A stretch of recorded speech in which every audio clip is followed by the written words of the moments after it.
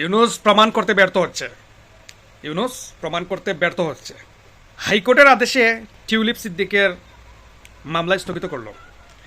কেন? 3 মাসের জন্য স্থগিত করলো। টিউলিপ সিদ্দিকের বিরুদ্ধে অভিযোগ ছিল সে গুলশানে স্টার্ন হাউজিং প্রকল্পকে অনৈতিকভাবে সে ফ্ল্যাট নির্মাণের সুযোগ করে দিয়েছিল এবং সেখানে সে বিনামূল্যে ফ্ল্যাট নিয়ে সুযোগ সুবিধা বুক করছিল। এটাই ছিল এই ব্রিটিশ এমপির বিরুদ্ধে অভিযোগ। এখন আপনারা মামলা করে সেটা প্রমাণ করতে পারলেন না, আবার দুদকের কাছে চলে গেল, দুদক আপিল করবে, মানে বিষয়টা হজবরল হয়ে গেল না। শেখ পরিবারের বিরুদ্ধেই তো ইউনূস সরকার 11 মাস ধরে লেগে আছে, তারপরেও কেন প্রমাণ করতে ব্যর্থ প্রতিটা দাপে দাপে? শেখ হাসিনার বিরুদ্ধে তারা অভিযোগ করেছিল হাজার হাজার লক্ষ লক্ষ কোটি টাকা বিদেশে পাচার করেছে, সুইস ব্যাংকে পাচার করে দিয়েছে, কিন্তু অথচ কোনো প্রমাণ পাবলিককে তারা দেখাতে পারেনি।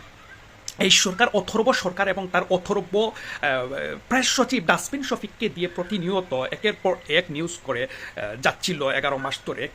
প্রপাগান্ডা চড়িয়ে যাচ্ছিল নেটে, মানুষকে বোকা বানানোর চেষ্টা করছিল সরকার যে শেখ হাসিনার এই ধরেছি সেই ধরেছি, দেখো তোমরা শেখ হাসিনা দেশে কি করেছে, অরাজকতা কি করেছে, লুটপাট পাবলিকের কাছে প্রকাশ করতে লাগলো, কিন্তু ব্যর্থ। ব্যর্থ সব দিক দিয়ে। কেন এই সরকার এতটা ব্যর্থ? এত অভিযোগ, এত প্রমাণ তারা ঠাকুরমার জুলির মতো বলেই যাচ্ছিল, কিন্তু বাস্তবতা ঠিক উল্টা। এই সরকার প্রতিটা জিনিস প্রমাণ করতে আওয়ামী লীগের এগেনস্টে ব্যর্থ হয়েছে। নাকানি চুপানি কাটছে নিজেরা নিজেদের মধ্যে।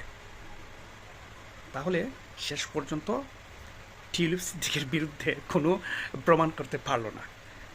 কত বড় অসম্মানজনক বিষয়, চিন্তা করছেন?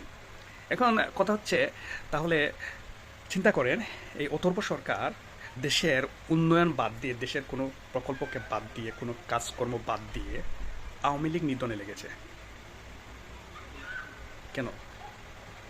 এখন আবার স্থগিত হলো মামলা, কোনো প্রমাণ নাই তো স্থগিত হবে, এটা শেষ হয়ে যাবে। মামলা খারিজ দেখাইতে পারে না, স্থগিত দেখাইছে 3 মাসের জন্য। ভাই, শেখ পরিবারের সন্তানেরা পৃথিবীর সকল দেশে, বড় বড় দেশে নিজ নিজ যোগ্যতায় তাদের চেয়ারে বসে আছে, নিজ নিজ যোগ্যতায় তারা কাজ করছে। তাদেরকে চাঁদা উঠিয়ে দেশ থেকে পাঠাইতে হয় না বসে বসে খাওয়ার জন্য। তারা নিজ নিজ শিক্ষাগত যোগ্যতায়, নিজ নিজ দক্ষতায় তারা বসে আছে।